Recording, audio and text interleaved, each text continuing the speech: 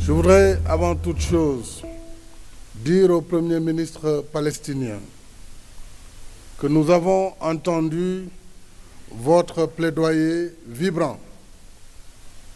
Je voudrais de cette tribune renouveler notre attachement, l'attachement de l'Afrique, à la solution pacifique avec deux États vivant chacun à l'intérieur de frontières sûres et internationalement reconnues.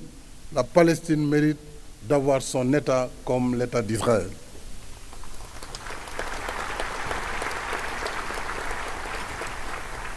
Excellences, en votre nom et au mien propre, je remercie le gouvernement éthiopien pour son accueil convivial et les dispositions prises en appui à l'organisation de notre sommet.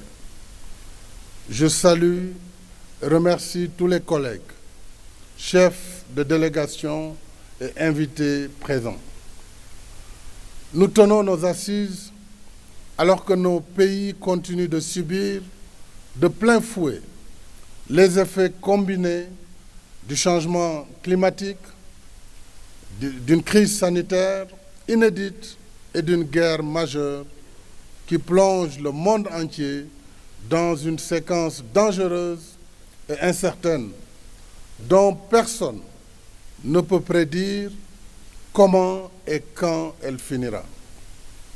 S'y ajoute l'avancée du terrorisme sur le continent.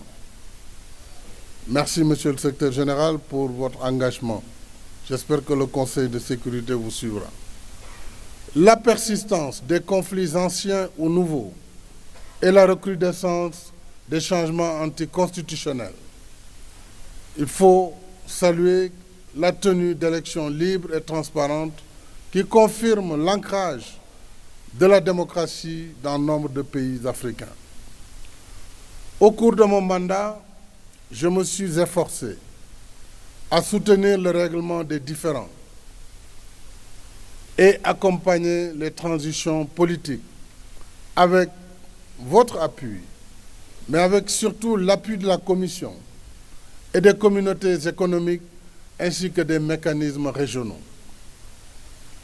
Force est de constater que la pacification du continent reste encore un objectif à atteindre. J'appelle instamment à la mise en œuvre des engagements du sommet extraordinaire de Malabo de mai 2022, à savoir rendre opérationnelle la force africaine en attente, créer une unité de lutte contre le terrorisme et financer de façon plus conséquente et plus prévisible nos efforts de lutte contre le terrorisme.